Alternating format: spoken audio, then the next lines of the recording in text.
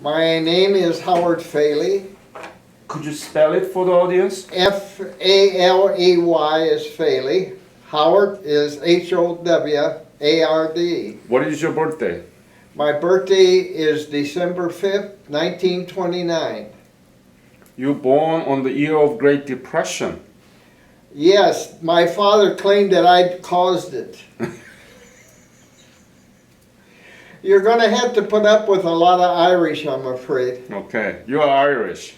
100%. 100%. Yes. Are you proud of being Irish?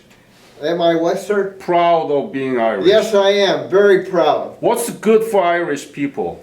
What Good do they whiskey. Good? Huh? Good whiskey is good for but I don't drink. Oh my goodness, you are not Irish then. Oh yes, I quit. I was smart enough to quit 25 years ago. Do you know my favorite whiskey? Jameson? Yeah. How about that? I remember, didn't I? I was in Dublin. Oh. And twice I was in Dublin. when I arrived in the airport, all wall was Jameson there. Yeah. Oh my goodness. So how do you pronounce it? I used to pronounce it as Jameson. Jameson? So it's got to be Jamison? Yeah. Jamison? Yes. My wife always says, you don't pronounce that right. And I said, that's the way the Irish pronounce it. So is it Jameson or Jamison? You're getting me mixed up. Jameson. Jamison. Jameson, yes. I don't think that's the correct answer. Oh, well. Hey. But I love it. That's a really nice whiskey. Yes. And I love, what is it? The black beer. What is it? The beer? Yeah. That's black Guinness. Guinness, yes. Yeah. Guinness beer. So. Have you ever got a glass of beer in Ireland? Yeah. How long it takes them to pour it? I know. I got the certificate. Yes. It takes almost the whole day to pour one glass of beer. So I'm so glad to meet you. I like Yes. Irish whiskey and beer. Good. And I like Irish people. They are really warm, kind, hospitable, and I like them. Right. But they are very strong too, like the Koreans. Right. Yeah. Very strong, like the Where Korean. were you born? Where at? Where were you born? Dubuque, Iowa. Could you spell it? Dubuque.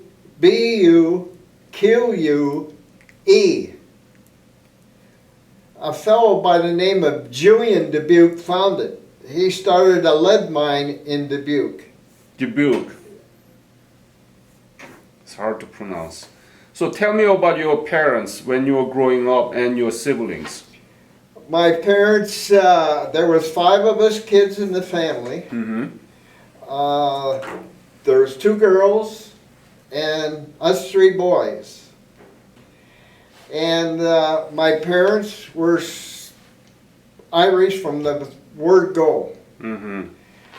Also, I'll tell you a little joke about the boys and the girls. When my dad would say goodnight, he'd say, "Good night, boys." And then with the 2 girls, he would say, "Good night, the apple of my eye." What is that? That means he really loves the girls more than the boys. Well, I won't say he loved the girls more than the boys, but it seemed like it. But it never bothered me that he said the apples in my eye. Just like saying my 2 beauties. Mm-hmm. So what did your father do? My father worked for the state of Iowa. He was road construction. Ah. So when the Great Depression hit, did he... He was lucky. He was working. He was not working for the state of Iowa at that time, but he would jump around with different jobs. And Irish are not afraid to work. They're like Koreans. Koreans aren't afraid to work either. I found that out when I was over there. Yeah. But he worked cleaning out steam engines. He worked on a barge in the river. He leaned against a post by mistake and he fell into the river. Oh. But my mother said, well, you got your bath early today, didn't you? Oh boy. So, yeah. So anyway, I talk kind of loud too. When did you graduate? What high school? Loris Academy. Could you spell it? Loris, Loras Academy. Mm. Where in Dubuque? In Dubuque. Uh-huh. Right. When? That was in 1948. And what did you do? What did I do when I got out of school? Yeah. I went to work I got out in June. I went to work on the railroad. I had 2 jobs in between, but I went to work on the railroad in September of 1948. Mm-hmm. And I worked on the railroad until 1951 when I got drafted into the Army. The reason I got drafted into the Army is because I was in the Navy Reserve for 4 years and I missed too many meetings. So I got a draft notice from the draft board, you're in the Army now. So I went through Fort Knox basic training. I had a friend that I worked with on the railroad, and he was in World War II. He was a paratrooper, and he landed on Corregidor. MacArthur wanted the paratroopers to take Corregidor, the island. He didn't want the guys to come in from the sea because it had a rugged beach or whatever. Anyway, so when I got out of basic training in Fort Knox, Kentucky, I went to airborne training in Fort Benning, Georgia. Mm. There they teach you how to jump off of a 2-foot box, then a 34-foot tower, then a 250-foot tower, and then you graduate. You go up for 5 jumps out of the plane. And my dad used to say, why do you want to jump out of a perfectly good plane? I said, for $50 a month. So anyway, after jumping out of the plane, I passed, and I went to Fort Bragg, North Carolina. That was the home of the 82nd Airborne. And at one time during World War II, the 82nd had the youngest general that was in charge of the 82nd in Europe. But anyway, back to my history. So then anyway, I was at Fort Bragg for about 5 weeks. And then they got an order that came down, they wanted 1,500 people to Korea right now. So I was one of the last ones in the Fort Bragg, so I was one of the 1,500. When I got off the ship in Yokohama, they put a 2 on my helmet. Hold on. Okay. You are getting too fast ahead of everything. When you were in school, did you know anything about Korea? In school? Yeah. No, that was a long time before Korea. I didn't even know there was such a Korea. You didn't know, right? No, I didn't know there was a Korea, a north and a south, or an east or a west. I did not know. And I don't think anybody in the class knew. Because it's so small. Right. Well, we were young, but you know, you don't, in high school so much, you don't get that much history of the country. Usually it's the country you're in. Mm-hmm. Okay. When did you leave from United States to Japan? When was it? That was about real late December of 1951. Mm-hmm. And you knew that you are going to do the Korean War. Oh yes, by all means. Were you afraid? No, not really. I wasn't there yet. I was 15 days on a boat. I guess being Irish, you're not afraid of anything. Anyway, I got to Yokohama, Japan, on the troop ship. And when I got off the troop ship, they were putting numbers on our helmets. And I said, what's the 2? And he said, you're going to the 2nd Infantry Division. And I said, no, I'm going to the 187th Airborne. They had a regiment over there of the 82nd, the 187. And he said, no. He only had 2 stripes, too. And he's telling me, and and he said, you go where we put you. And a lot of guys are going like the 3rd Division or the 40th Division, 45th Division, 7th Division. I can remember almost all of the outfits that were in Korea, except for different artillery battalions and stuff like that. But I got there and I got off from Japan. I got on a troop ship, went down around Japan, down around Korea, and come up into the China Sea, is it? No, West Sea. The what? West Sea. Wet? West. West? Yeah. Because it's west to Korea What does it Peninsula. say there? It says Yellow Sea. Yellow Sea, Yeah. yes. That's what So they, either Yellow Sea or West Sea. oh, The okay. standard is Korea. Oh, And it's not Sea of Japan, it's the East Sea, okay? it's west of Japan. Yeah, but it's still east to us. Oh, is it? So East Sea, East. okay? Yeah. When did you arrive in Incheon and how was Incheon to you? Just another bunch of water. Mm-hmm. We went over the side of the ship down into Higgins boats. Then we went to the wharf in Incheon. Then we had to climb up. And then went along the, I think you better put your arm under. Oh, yeah, that's good. we had to go from the wharf to our trucks that were waiting for us. Mm-hmm. And when we went by this one truck, there was a Marine in there doing something with loading it or something. And the first thing that the guy ahead of me said, look it, the jarheads aren't doing anything over here. You know what a jarhead? No. That's a Marine. Uh-huh. See, we're dog faces. Uh-huh. Army dog faces. Navy is, I don't know what they call the Navy guy. I should know, but I don't. But anyway, then we got on trucks, and then I went, like I showed you, up to Iron Triangle, to the 2nd Infantry Division. What was your unit? 2nd Division and? 2nd Division, 9th Infantry Regiment, King Company of the 3rd Battalion. And what company?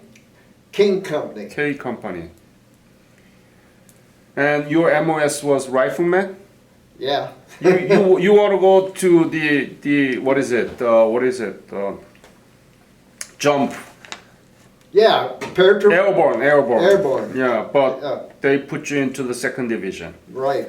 So you show me this map. Show it to the camera. Uphold it up to your chin. Yes. And there, this is 38 parallel, around the 38 parallel. And there's a triangle in the middle of the map, and that's where Howard went, right? Right. And that is the most severe battle zone during the Korean War, right? No, No? no. They never let a division there long enough. No, I what I'm always say- saying is triangle was one of the most That severe was for battle the zone. 2nd. That was a lot of battles in the triangle. But you were not there. I was there, Oh, but after you can put probably it down. about I'd say 6 weeks or 8 weeks or couple months, then they take us off the line, and then another division would come up on our spot. Then we go farther down the line. Now we went from there. I can't remember if it was Old Baldy right away or where it was, but we went to Old Baldy. At least I did. Mm-hmm. And well, before I got there though, I think I was 6 months before I got to Old Baldy from the Iron Triangle. And anyway, when I got to the When did you arrive in Incheon? Incheon, Yeah. oh God, I don't even know what time I arrived in Japan. So you were there in 1951. Right. So it's gotta be 52. 1952 is when I got to in Korea. Yeah. January. Yep. About the 1st or 2nd, somewhere in there. Then I was in the triangle and a couple of the hills on the west side of the triangle. And then my lieutenant, he thought because I was always volunteering. If there was a married man going out on patrol, I'd say I'd take his place. Oh. I was single. So I would take the married man's place if I could. It got to be that he didn't like me when I did that. But he still liked me, but not when I was volunteering like that. So anyway, I got to get the brain going right. When I went from there, when we come off of the Iron Triangle, we moved in reserved, I think. And he got rotated back home, the lieutenant did. He was nice. And he said, I'm going to put you get you transferred to an outfit where you're not going to be. So he said, you're going down to the 3rd Battalion to headquarters company of the 9th Infantry Regiment. Yeah. And I said, okay, whatever you say, sir. And you want to call my mother and dad and tell them I'm fine when you get home? He said, yes. I said, well, that'd be wonderful. So then I went, when I got down to Old Baldy, I was in the,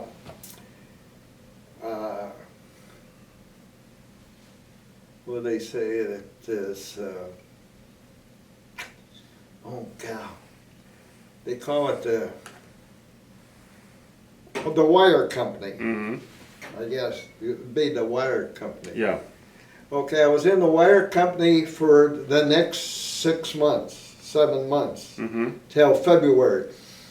And I thought, well, I'd be doing a lot of behind the line work. Well, it turned out that I was up on the line more than I was when I was a rifleman. So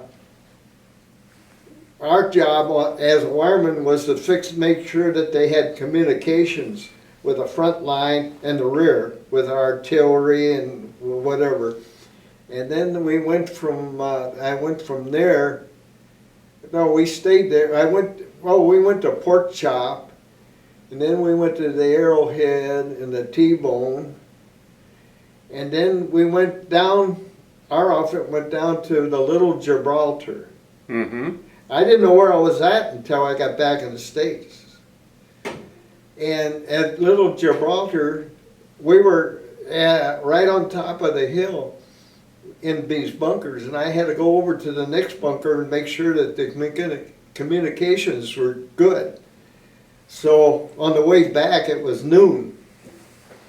Yeah. And that's when a mortar round come in and I got it in the leg. Busted. So Little Gibraltar is very west, right? Right, very west. And when was you wounded? February 4th, 1953. 53. Yeah. And how you got that wound? How? How? Mortar round. Came in. Chinese. I was going, I guess, Chinese or North Korean. It's a West in the Chinese, yes. I never knew who was out in front of us, you know. Could be anybody. And you couldn't tell between It could have Chinese been and the Korean. British. British, yeah. But anyway, I got it halfway going to the bunker, and I got up to try to move, and I couldn't because my leg was all busted up and the ankle. So my buddy came out of the bunker and dragged me into the bunker, so that was the only mortar round we got. They told me that whole day, and I got it. And so they come up with a Jeep with a stretcher on it, took me back to the forward aid station. They put me on a thing there, and he put a cigarette in my mouth. Well, I never have smoked in my whole life. Really? Irish? Never smoked. My dad smoked like a trooper and chewed like a trooper. But I never smoked. I think there was only 2 of us in the family of 5 that never smoked. My 2 brothers smoked and 1 sister smoked. But one young sister and myself, we never smoked. So he put it in, he took it out, and he put 4 sticks of gum in my mouth. He said, you might need that. Mm-hmm. So he kind of straightened my leg as much as he could, put like a 2 boards on it. That's your... Yeah, this is the bad one. Mm.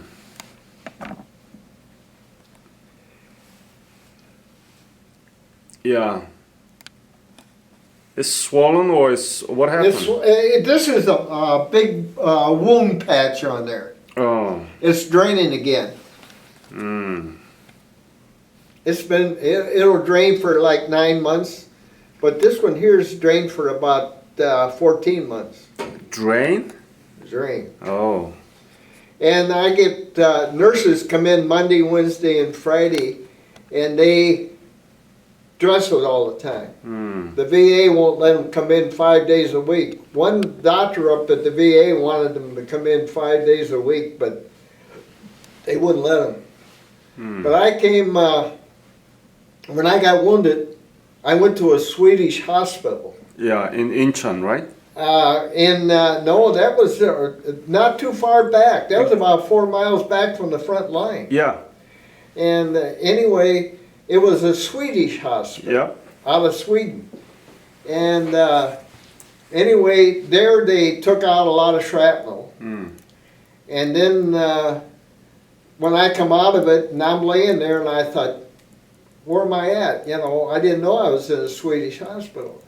And the orderly come out, and he said, you're in a Swedish hospital. I said, well, where's all the tall blondes at then? I said, I always thought there was tall blondes in Sweden, and here you, I won't tell you what the color the guy was, so, but anyway, then they loaded me down on a train, sent me down to Seoul, and then at Seoul, they said they put us in this building, and they said, the general wants to come down and thank us. And I thought, the hell with that. Get us to Japan or wherever we're going, you know. So anyway, he never came. We laid there for 5 days. Finally, they loaded us on the airplanes and flew us to Japan. I had 2 operations at the Swedish hospital. Then I got to Japan, and it was midnight. They took me right to the hospital, put me in the bed, and the nerve was sliced, the biggest nerve in the leg. And every time they move me, mostly every time they move me, the nerve would go like this, and I'd go straight for the ceiling. Oh, that was pain. I never felt pain like that. The mortar round didn't even, not like that nerve. So anyway, I got in the hospital, and I had a real nice nurse there, and she said, are you hungry? I said, yeah, I could eat something. I said, but don't, fuss about it. Whatever you got. And American nurse. American nurse. They were all American, except for they used Japanese girls, young ones, for orderlies. Like, they come in and they wash your arm. She came in that morning, a little Japanese girl with a basin of water and soap and all that, you know. And she washed this arm down and then rinsed it. It was blacker than those cabinets. Oh. That's how dirty I was. Oh. I think I had 2 showers in about a year. Mm. That's all. So they had to clean me up before they could do anything with me. Right. So anyway, then they took me in, and he did some work on, got some more shrapnel out and everything, and then they put me back in bed again, and then the doctor come in, he says, we're gonna operate on you again in about 3 days, we're gonna fix the nerve, so it don't do that. So anyway, the next, about 3 days later, they come in to take me in the x-ray. And while I was at the captain in the x-ray room said, jump up on this table. I said, I'm not gonna jump up on any table, I'm gonna stay right on here. Because every time I move, that sucker might send me in orbit. He said, you're gonna get up on the table. I said, no, I'm not. And he said it one more time, and I said, you go to hell, sir. I put sir on the end. You know, he ran out of the room and brought the colonel in. Oh. And you know what the colonel said to me, what seems to be the problem? The colonel was a doctor. And he won't get on the table. He said, he don't have to get on the table. You do it right where he's laying. And boy, that made the captain a private right now. But anyway, then they fixed the nerve, and Finally. then about 5 or 10 days later, they loaded us on the hospital ship to come back to the United States, because they unloaded, I guess, everybody in the hospital out and put them on the ship. And we stopped at Pearl Harbor, but you know, they had, I think that all they had to feed us was with beans all the way to Pearl Harbor. Then Pearl Harbor, they got more supplies on, and then they took us on to San Francisco. Then from San Francisco, I went to the hospital there, and they tried to get you to the hospital closest to your home. Well, I never had an Army hospital that close to home. So I ended up in Battle Creek, Michigan, in the hospital there. And then, but I could always get like weekend passes and week passes and stuff like that, because they couldn't do anything. I had a cast on my leg from the hip to the toes for 8 months. Wow. The bones wouldn't heal. And they had a hard time getting those bones. They thought maybe they're going to have to make a graft off the hip to put down there. And but finally, it started to drop. The bones are like this here. And finally, it started to get together. So, and I was 2 months extra in the Army over what they should have got me out. And they said, we're not going to give you your pay that you'd be working at. We're going to give you Army pay for 2 months. So I didn't care. You know, you're single, you don't worry too much. At least I don't. I don't worry about too much. You get a little stiff sitting here, don't you? So anyway, I got in Battle Creek, Michigan. Then they did away with Battle Creek, Michigan, and put us down to Indianapolis, Indiana, to a big hospital there, Army hospital. And then after, I think it was the 1st of November that they discharged me. When? November 1953? Pardon? When? 53 or? 53, I got discharged. In September. I think it was 5th. I read on just read it the other day on my discharge papers. So were you able to work after that? I didn't go back to work for 5 years. Because of that? And were you paid by the Army or what? No, I was paid disability from the railroad. They paid me.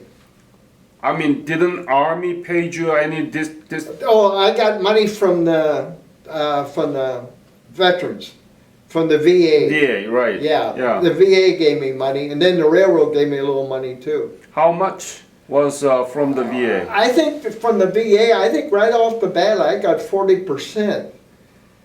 God, I can't remember what the paycheck was anymore. But it has to be 100% because you cannot work. Well, they wouldn't give you that right away. They tell you what your disability is. See? Yeah. That's what they go by. I get 80% now, which is equal to 100%. Uh-huh. Because I get 30% for my eyes, or I get 30% for my ears. Mm-hmm.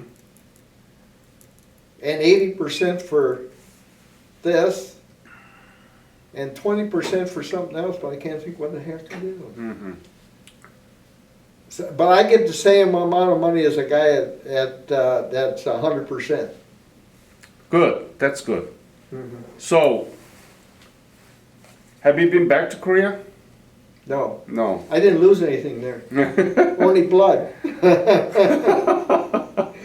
But It never, it just never got to me that I wanted to go to Ireland is where I wanted to go. So we went twice to Ireland. But you know the transformation made in Korea after you left. Oh yes. Tell me about I read it. a lot about it. How Seoul built up and all those tall buildings, but when I seen that idiot up in North Korea was rattling the change, I thought they should have built them further south So, and not too high. Not too. Some of them are what, 20 feet and 20 stories. That's not good. That's not good. but what do you think about what happened to Korea after you left? I think good. I thought it really. It's just good? Yeah, everything went good over there because they did a lot more than what Russia would do for North Korea and China. They're not going to supply them with all their life. Look at what they did. They built the biggest ships to haul these containers. And we used to get container trains from the Union Pacific in Omaha and take them into Chicago, and then they go further east to New York, and then they go back on ships to the Europe. So I think you've done wonderful. Isn't that amazing? The country completely destroyed. We didn't have anything to build on. We don't have a drop of oil. Still, we don't have oil. I know it. And we became the largest shipbuilder in the world. Right. Correct. Isn't that amazing? It is amazing. That's because you're hard workers. You're good workers. But we had the United States with us. Well, yes, you had us with you. But what did we do? I had a grandson that went over there and taught school with his girlfriend for 2 years. In Korea? Yeah, they Oh. were at north of Korea, north of Seoul. Uijeongbu? Yeah, right. Mm-hmm. Uijeongbu. When I went through Uijeongbu, there was nothing. When I went through Seoul on the truck, there was hardly anything. And I don't know about Busan. You don't call that Busan, do you? Busan. Yeah. With a B. Yeah. Yeah. We call it with a P. Yeah. Yeah. What would you tell to the American people that Korean War is forgotten war? I had a lady, I gave a talk at a meeting one morning. I know this bank president, and he had me come as one of his talkers. Mm-hmm. And I gave a speech on the Korean War. And and then I asked for questions. And the last question was, what do you think about being called the Forgotten War? I said, lady, all wars are forgotten. I said, the Civil War is forgotten. I said, the Revolutionary War is forgotten. I said, they don't teach nothing in school anymore. I went to school too, to the middle school. That's between high school and the lower. And I gave a speech there too.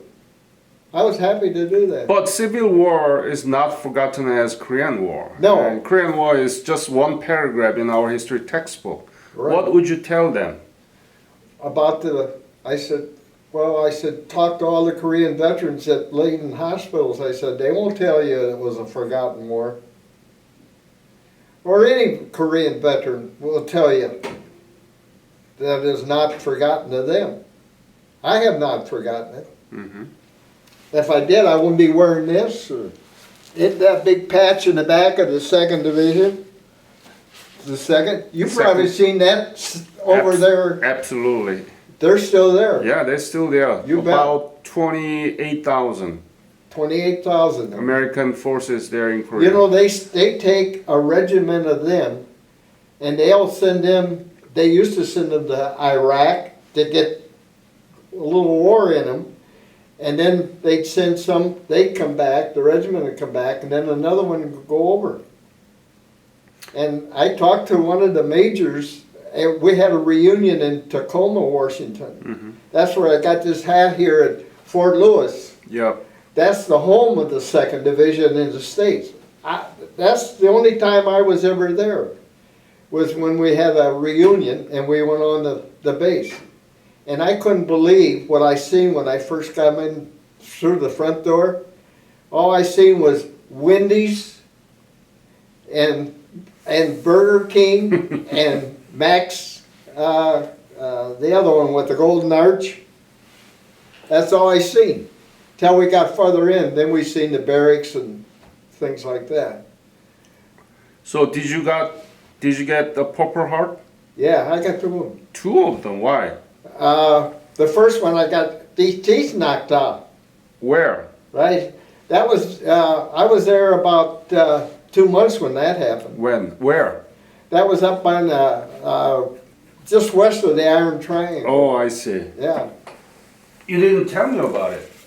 Huh? You didn't tell me about it. Well, So was it Iron Horse or Jackson High? I think it might have been Iron Horse. Now the Koreans were on White Horse Mountain, wasn't it? I don't know. Yeah, There was White Horse. White Horse. Yeah. The Koreans were on there. You know, that was a bad deal. Mm. You know what they did? What? Every time when the Chinese hit you, they hit you with about 2,000 men, 1,500 men. And you only got maybe 90 men to maybe 120 men on the hill. But you got backup. I see.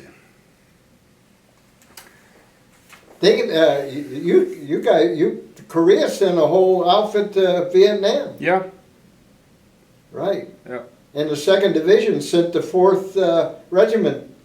See, we used to have just 3 regiments in the division, and they made it a 4th, and they sent them to 2nd Division to Vietnam.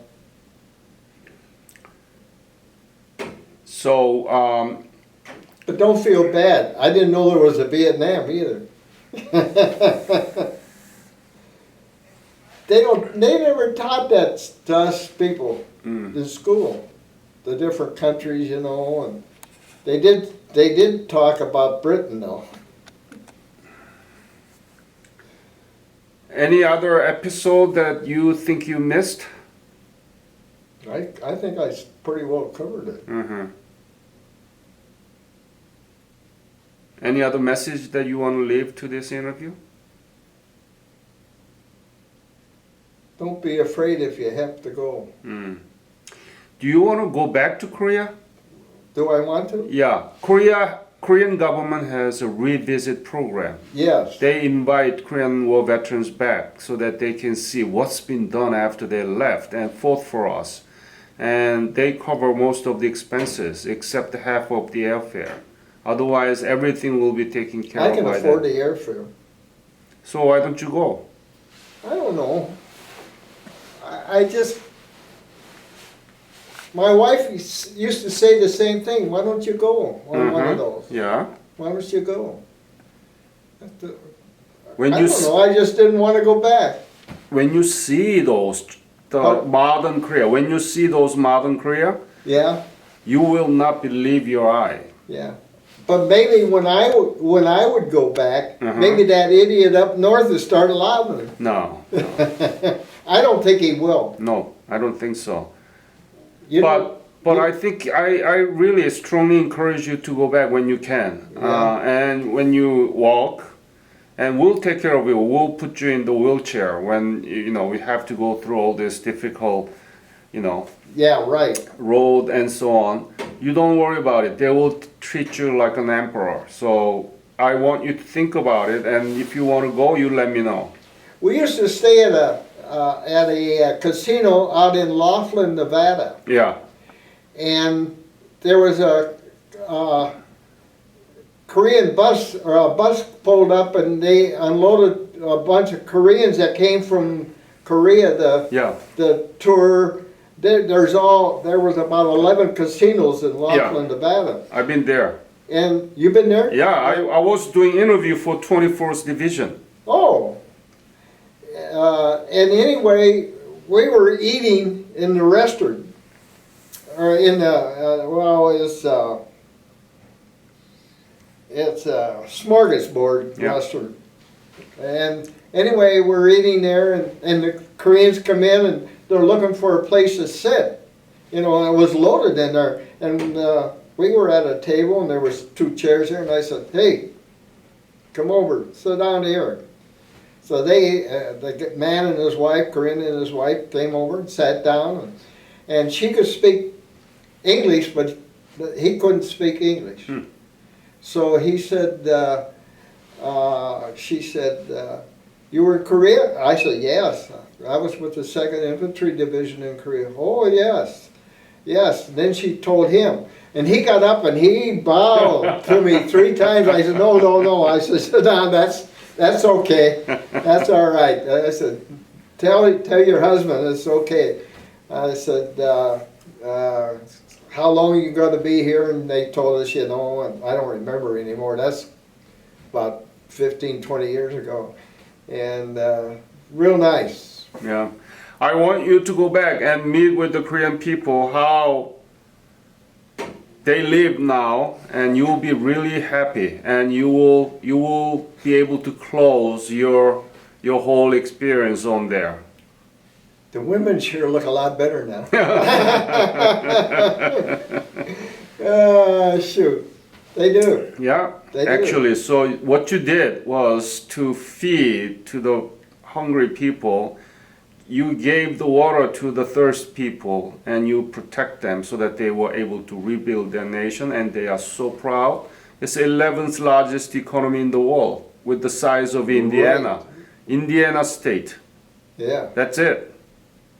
So I want you to be proud of, and I am proud of you.